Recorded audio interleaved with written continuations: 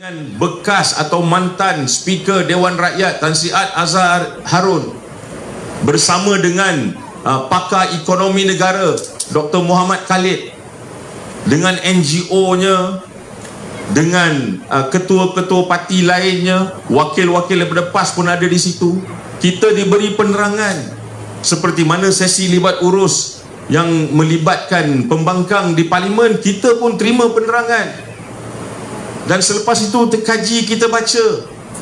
Bukannya kita suka-suka kata kedaulatan dan negara itu telah digadaikan. Tuan-tuan dan puan-puan kena faham, sejak 1957 Malaysia merdeka. Melaya waktu itu 63 Malaysia.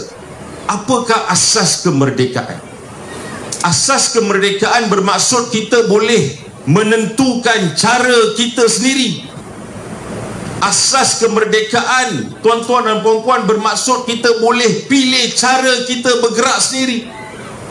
Dan kita sentiasa sebagai sebuah negara yang berdaulat, kita telah sentiasa terapkan nilai kita. Kita tidak akan memihak kepada sesiapa, kerana kita percaya dengan kedaulatan itu. Kita percaya kita berdaulat, kita merdeka. We can choose the way we do business with others. Dengan cara sama kita tidak kontrol orang, begitu jugalah orang tidak kontrol kita. Tetapi pada 26 Oktober 2025 datanglah Presiden Amerika Donald Trump. Ada cerita di sebaliknya, saya akan sambungkan kenapa orang ASEAN tak puas hati ini. Bukan saja di Thailand, ada dah suara daripada Indonesia, kemudian selepas ini akan datang, percayalah, dari Filipina, daripada Cambodia. Akan sampai lagi ni lepas ni, saya pasti. Tuan-tuan dan puan-puan, semalam 6 November di White House di Washington. White House ni besar kompleks dia. Dia bukan saja ada tempat security, bukan saja pejabat presiden, dia ada dewan makan, dewan conference dan sebagainya. East Room White House. 5 presiden Asia Tengah, Central Asia. Tuan-tuan dan puan-puan tahu macam mana diorang selesaikan masalah trade agreement atau perjumpaan dengan Trump? Donald Trump, JD Vance. Donald Trump ni Presiden Amerika Syarikat. JD Vance ni adalah timbalan Presiden Amerika Syarikat, naik Presiden Amerika Syarikat.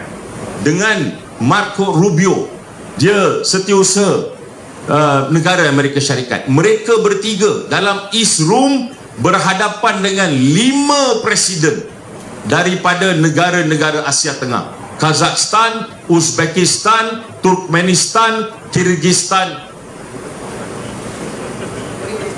Bukan Bohit-Bustan. Ada satu lagi negeri dengan stan lah, kan? Tajikistan. Terima kasih. Mereka 5 presiden ni, dia duduk di depan Trump. Dia menyatakan this is our terms, termasuk rundingan berkenaan dengan uranium. Uranium ni benda penting untuk nuklear, termasuk dengan nadir bumi. Itulah cara untuk berunding kalau tidak mahu ditekan. Tetapi apa yang berlaku sebaliknya? Datang ke Malaysia, dahlah berjoget, naik the bis, bangga sangat. Oh, saya ada bincang banyak benda dalam bis. Siapa tahu you bincang apa dalam the bis? Oh, saya akan pastikan Trump akan dengar pendirian tegas Malaysia berkenaan dengan Gaza. Tetapi yang kita dengar 3 kali, dan 3 kali itulah beliau memuji Trump atas usaha perjanjian penyelesaian 20 peace plan tersebut. Tuan-tuan dan puan-puan, kita buat sesi penerangan ini untuk tuan-tuan dan puan-puan berfikir. Trump terbang dari Washington, menjejakkan kaki dia di Kuala Lumpur, katanya atas jemputan pengurusi ASEAN. Pengurusi ASEAN merupakan Perdana Menteri kesayangan anda semua. Dia sampai di Kuala Lumpur dan dia berjumpa dengan 10 campur Timor Leste, 11 lagi pemimpin-pemimpin ASEAN. ASEAN Tenggara ini mempunyai 650 juta penduduk. ASEAN ini dari segi trade-nya, dari segi perdagangannya, memberi peluang yang jauh lebih besar dan jauh lebih kuat daripada Eropah. Tuan-tuan dan puan-puan, kenapa tidak berbincang 11 ketua negara dengan Trump? Kenapa perlu diasing-asingkan? Sebab itu saya kata Anwar Ibrahim bukan saja gagal sebagai Perdana Menteri Malaysia, dia jauh lebih gagal sebagai pengerusi ASEAN. Terbukti 5 presiden Asia Tengah membuktikan macam mana cara nak deal dengan superpower.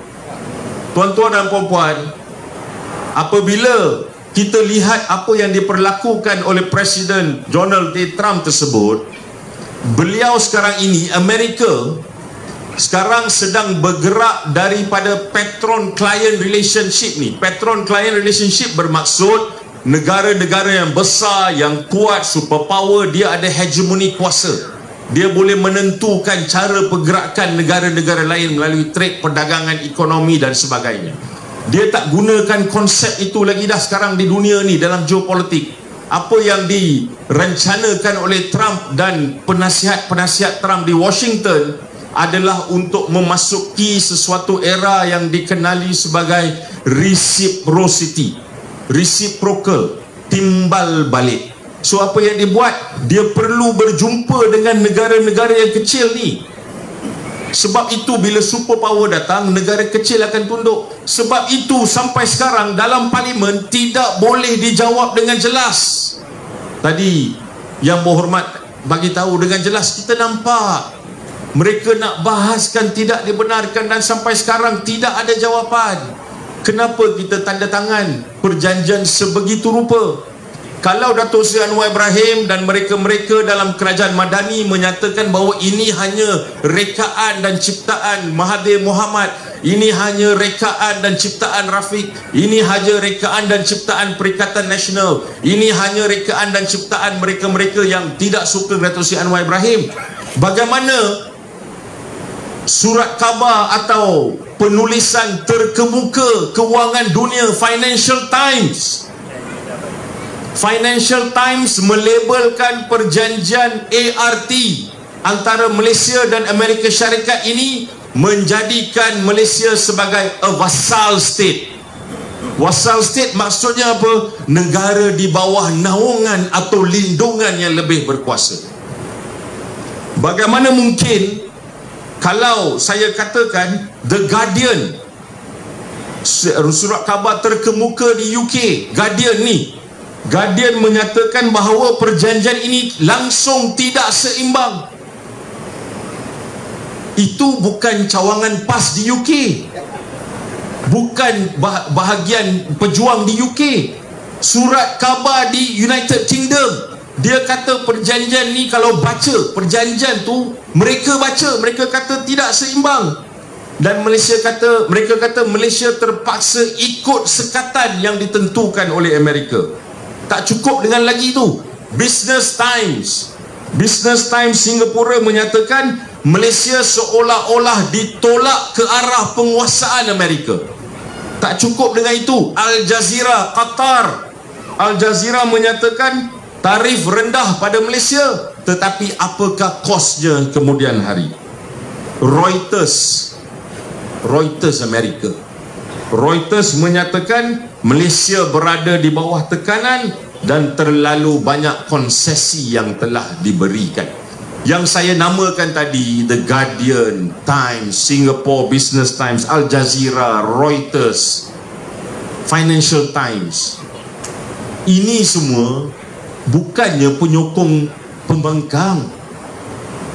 Mereka ini orang-orang yang berfikir, mereka ini orang-orang yang membaca. Dan kalau tuan-tuan dan puan-puan beranikan diri, pergilah ke website MITI website MITI, ada perjanjian tersebut. Perkataan shall, mesti, wajib, hendaklah. Perkataan shall tu tuan-tuan dan puan-puan dengar ni elok-elok. 16 hingga 17 kali diulang. Malaysia Shell, Malaysia Shell, Malaysia Shell. Yang diulang terhadap Amerika satu je, Amerika Shell 19%. Kemudian Dato' Seri Anwar Ibrahim apa dia kata? Exit clause. Kita boleh keluar pada bila-bila masa. Iyalah, cubalah keluar. Cubalah keluar. Kalau Amerika dah mengambil sebegitu rupa mengikat kita, adakah sewenang-wenangnya kita boleh keluar?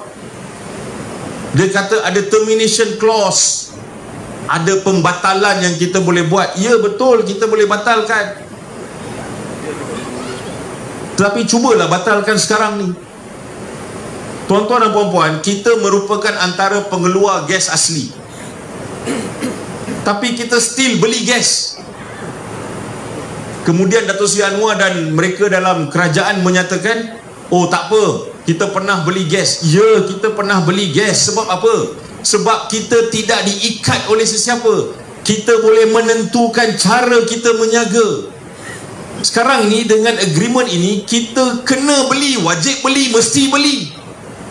Bukan saja wajib beli, kena beli, mesti beli. Dah ditetapkan harga, dah ditetapkan amount, quantity. Saya pun buat kajian, kita pun buat kajian. Rupanya bukan Malaysia saja yang beli Boeing ni. Yang kena beli Boeing Indonesia, yang kena beli Boeing Thailand, yang kena beli Boeing yang 5 presiden Asia Tengah, Asia Central Asia tu pun kena beli juga. So apa yang berlaku sebenarnya? Yang berlaku ini sebenarnya adalah satu program yang diberikan nama reciprocity. Mereka sedang mengalihkan hegemoni kuasa, tidak lagi dengan hentam orang untuk memerdekakan atau mengambil negara lain, tetapi dia gunakan trade deal sebegini. Sebab itu kegagalan kerajaan Malaysia adalah gagal untuk membaca Make America Great Again. Itu yang Presiden Trump tengah buat. Sewaktu Trump datang ke Kuala Lumpur, 7 juta orang turun ke jalanan di Amerika. No Kings Movement, satu pergerakan oleh rakyat di Amerika nak menyatakan bahawa no more giving power kepada orang-orang yang berkuasa. Kita rakyat nak gerakkan inisiatif untuk mengambil alih pimpinan di Amerika. Itu yang sedang berlaku semasa beliau datang ke sini. Amerika halau Trump, kita boleh menari dengan dia, menerima dia tanpa segan dan tanpa sih.